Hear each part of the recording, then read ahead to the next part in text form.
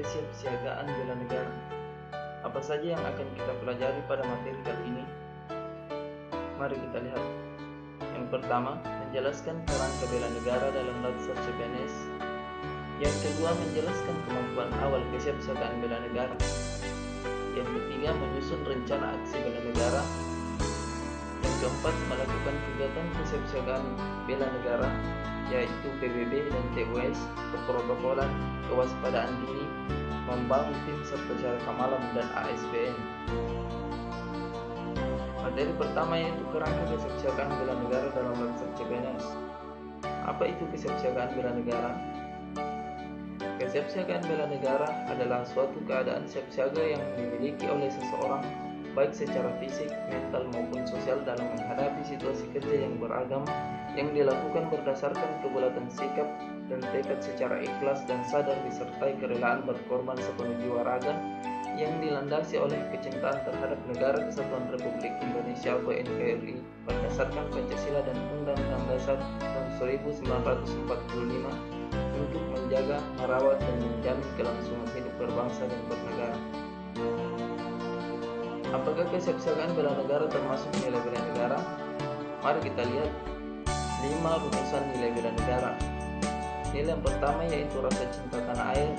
2. Sadar berbangsa dan bernegara. Yang ketiga, setia kepada Pancasila sebagai ideologi negara. Yang keempat, rela berkorban untuk bangsa dan negara. Dan yang kelima, mempunyai kemampuan awal bela negara. Nah, poin yang kelima inilah yang kita bahas pada materi kesiapsiagaan bela negara.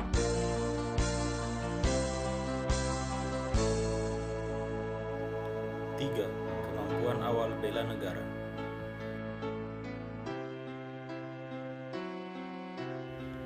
Kemampuan awal bela negara terdiri atas beberapa indikator, ialah kesiapsiagaan serta kesehatan mental, kesiapsiagaan dan kesehatan jasmani, menjunjung kearifan lokal, memiliki etika, etiket dan moral, serta keprotokolan.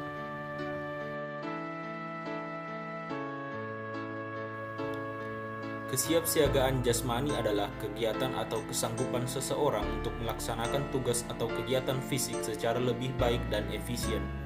Manfaatnya ialah memiliki postur yang baik, memiliki ketahanan melakukan pekerjaan berat, memiliki ketangkasan yang tinggi. Sifat kesiapsiagaan jasmani dapat dilatih untuk ditingkatkan, dapat meningkat dan atau menurun dalam periode waktu tertentu. Kualitas kesiapsiagaan sifatnya tidak menetap sepanjang masa. Cara terbaik untuk mengembangkannya yaitu melakukan sasaran pengembangan kesiapsiagaan jasmani, tenaga, daya tahan, kekuatan, kecepatan, ketepatan, kelincahan, koordinasi, keseimbangan, dan fleksibilitas. Tujuan latihan kesiapsiagaan jasmani yaitu meningkatkan volume oksigen dalam tubuh agar dapat dimanfaatkan untuk merangsang kerja jantung dan paru-paru guna mencapai tingkat kesegaran fisik pada kategori baik sehingga siap dan siaga dalam melaksanakan setiap aktivitas sehari-hari. Bentuk pelatihannya bisa beberapa jenis yaitu lari, pull up, sit up, push up, shuttle run maupun berenang. Tahap-tahap latihannya dimulai dengan warm up selama 5 menit atau pemanasan, kemudian latihan selama 15-25 menit, lalu diakhiri dengan cooling down selama 5 menit atau pendinginan.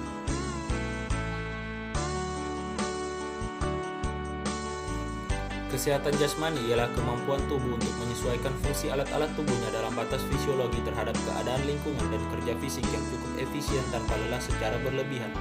Ciri jasmani sehat yang pertama, tekanan darah 120/80 mm air raksa, frekuensi nafas 12-18 kali per menit, denyut nadi 60-90 kali per menit, suhu tubuh antara 36 derajat sampai 37 derajat Celcius. Yang kedua, memiliki energi yang cukup untuk melakukan tugas harian, kondisi kulit, rambut, dan kuku sehat, dan yang terakhir memiliki pemikiran yang tajam. Gangguan kesehatan jasmani bisa berupa psikomatis dan penyakit orang kantoran. Kesehatan jasmani terdiri atas kebugaran jasmani dan pola hidup sehat. Kebugaran jasmani sendiri ialah kemampuan seseorang untuk melakukan pekerjaan atau tugasnya sehari-hari dengan mudah, tanpa merasa kelelahan yang berlebihan dan masih mempunyai sisa atau cadangan tenaga untuk menikmati waktu senggangnya dan untuk keperluan mendadak. Komponen kebugaran jasmani yang pertama, komposisi tubuh. Indeks massa tubuh atau berat badan dibagi tinggi badan kuadrat. Yang kedua, kelenturan tubuh, luas bidang gerak persendian. Yang ketiga, kekuatan daya tahan otot, kontraksi maksimal otot, Dan yang terakhir, daya tahan jantung paru. Pola hidup sehat ialah segala upaya guna menerapkan kebiasaan baik dalam menciptakan hidup yang sehat dan menghindarkan diri dari kebiasaan buruk yang dapat mengganggu kesehatan. Caranya ialah dengan makan sehat, aktivitas sehat, berpikir sehat, lingkungan sehat, dan istirahat sehat.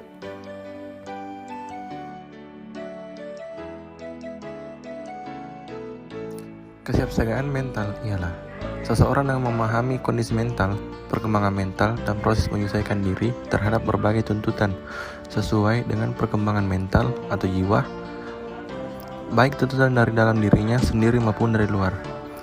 Karakter kesiapsiagaan mental baik yang pertama adalah berperilaku menurut norma-norma sosial yang diakui. Sikap perilaku tersebut digunakan untuk menuntun tingkah lakunya. Kedua, mengelola emosi dengan baik. Ketiga, mengembangkan berbagai potensi yang dimiliki secara optimal. Keempat, mengenali risiko dari setiap perbuatan, menunda keinginan sesaat untuk mencapai tujuan langkah panjang, dan terakhir, menjadikan pengalaman.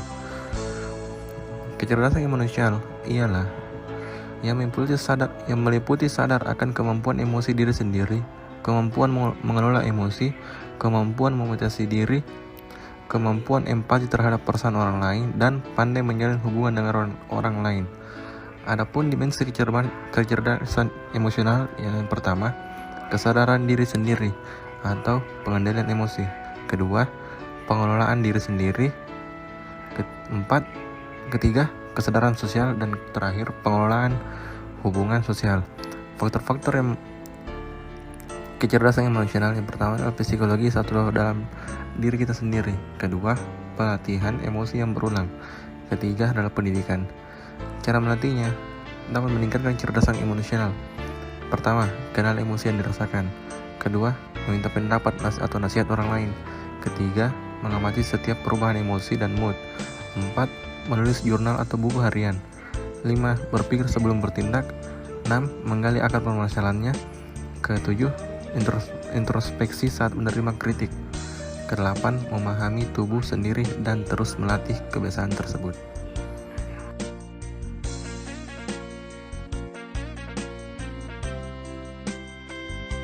Kesehatan mental ialah sistem kendali diri yang bagus sebagai wujud dari kinerja sistem limbik dan sistem korteks yang tepat.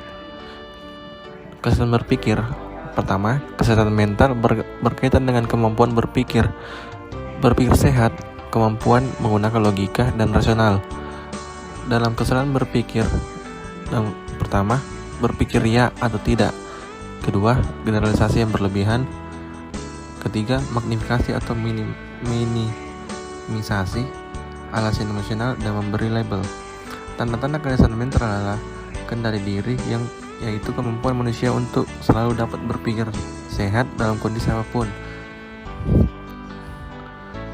Manajemen stres ialah ketidakmampuan seseorang untuk menyesuaikan diri terhadap perubahan yang terjadi pada dirinya maupun terhadap lingkungan, atau respon tidak spesifik dari tubuh atas berbagai hal yang dikenai padanya. Fase-fase stres yang sebagai berikut. Fase pertama, alarm reaction atau tanda-tanda pada tubuh.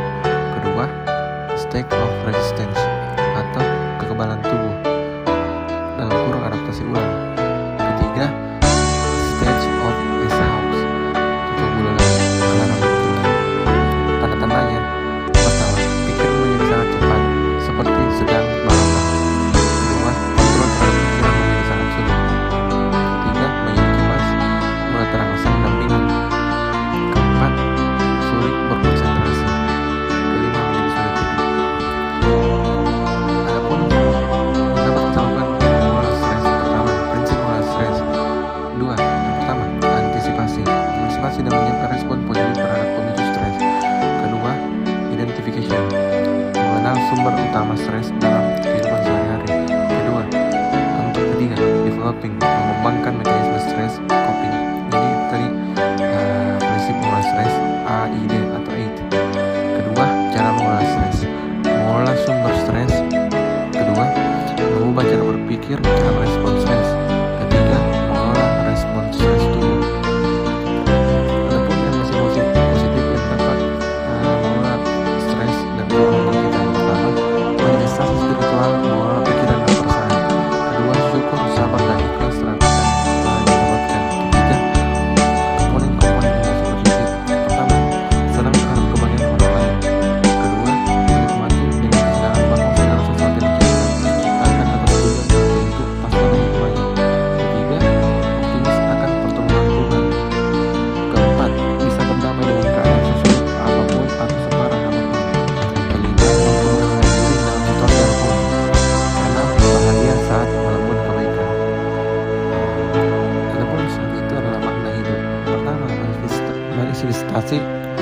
relasi, penghayatan, dan interpersonal.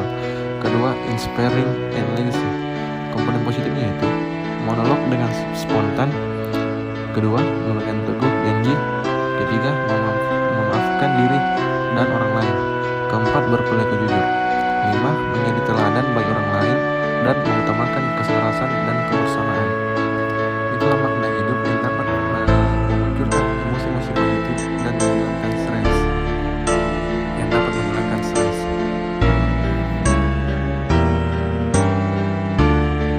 Kearifan lokal ialah hasil pemikiran dan perbuatan orang manusia di tempat yang hidup dengan lingkungan alam sekitarnya untuk memperoleh kebaikan. Kearifan lokal dapat berupa ucapan, cara, langkah kerja, alat, bahan, dan perlengkapan yang dibuat manusia setempat untuk menjalani hidup di berbagai bidang kehidupan manusia. Kepentingannya dengan menjaga kelestarian kearifan lokal yang ada menjadi jati diri bangsa, leluhur, dan terhormat tersebut merupakan sesuatu hal yang tidak bisa dilupakan lagi sebagai suatu pembangunan dan kepentingan yang menentukan jalan negara.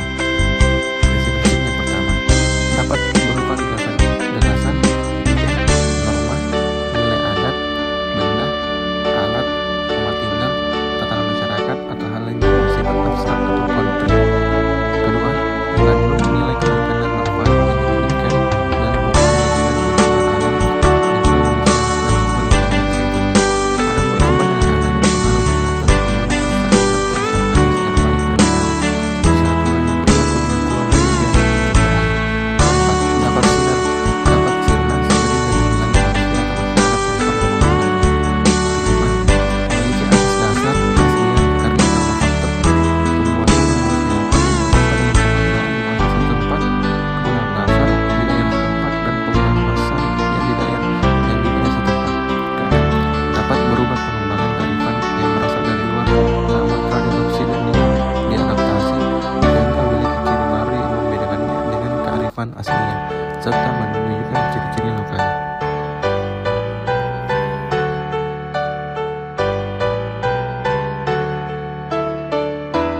Peran pola hidup sehat dalam melaksanakan tugas lokal.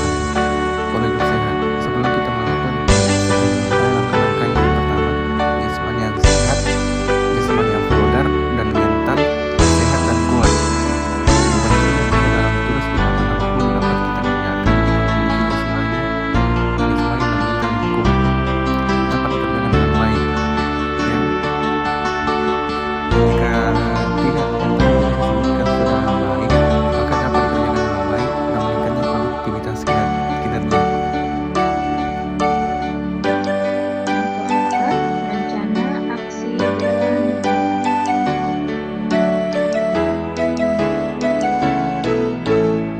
Bela negara berdasarkan Undang-Undang Nomor 23 Tahun 2019 tentang Pengelolaan Sumber Daya Manusia Negara. Bela negara merupakan tekad, sikap, dan perilaku serta tindakan warga negara, baik secara perseorangan maupun kolektif, dalam menjaga kedaulatan negara, kepentingan wilayah, dan keselamatan bangsa dan negara yang dibiayai oleh kejutaan Negara Kesatuan Republik Indonesia yang berdasarkan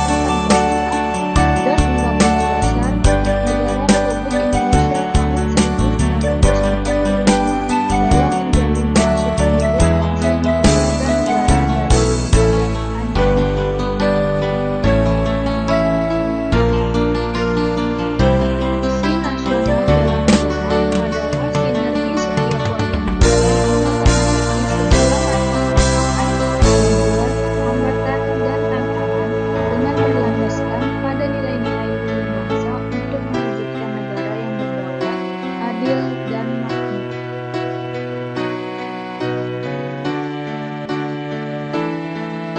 Dalam Inpres Nomor 7 Tahun 2018 tentang Rencana Aksi Nasional Bela Negara, yang isinya adalah mengamanatkan setiap kementerian atau lembaga dan Pemda untuk melaksanakan program-program aksi nasional bela negara yang aplikatif sesuai dengan spesifikasi, tugas, dan fungsinya masing-masing dan melibatkan seluruh komponen bangsa dan mencakup seluruh segmentasi masyarakat. Dalam rencana aksi Lansar PPNS, wujud aktualisasi dari nilai-nilai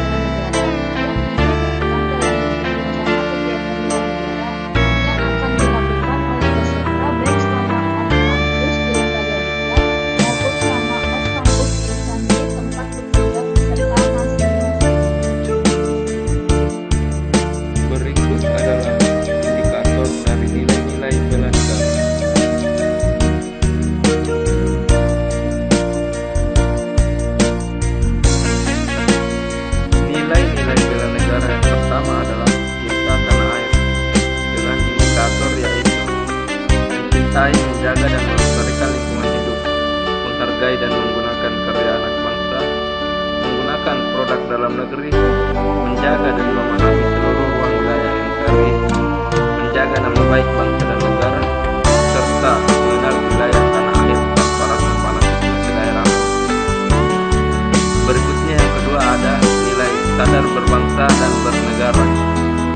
Dengan indikator yaitu disiplin dan bertanggung jawab terhadap tugas yang dibebankan, menghargai dan menghormati keanekaragaman suku, agama, ras, dan antar golongan, mendahulukan kepentingan umum di atas kepentingan pribadi dan golongan, bangga terhadap bangsa dan negara sendiri, rukun dan berjiwa gotong royong dalam masyarakat, serta menjalankan hak dan kewajiban sesuai peraturan perundangan yang berlaku.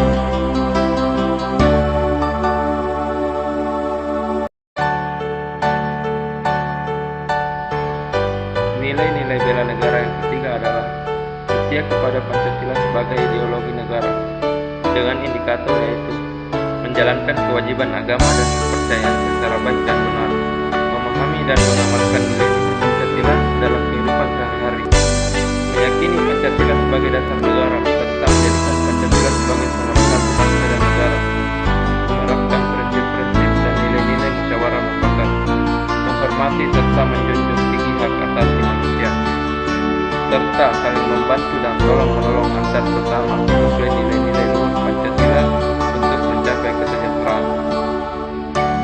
Berikut yang keempat ada rela berkorban untuk bangsa dan negara, dengan indikator sebagai berikut: rela menolong sesama warga masyarakat yang mengalami kesulitan tanpa melihat latar belakang sosiokulturalnya, mendahulukan kepentingan bangsa dan negara daripada kepentingan pribadi dan golongan, menyumbangkan tenaga, pikiran, kemampuan untuk kepentingan masyarakat, kemajuan bangsa dan negara, membela bangsa dan negara sesuai dengan profesi dan kemampuan masing-masing, berpartisipasi aktif dan peduli dalam pembangunan masyarakat, bangsa dan negara, serta rela berkorban untuk kepentingan bangsa dan negara tanpa pamrih.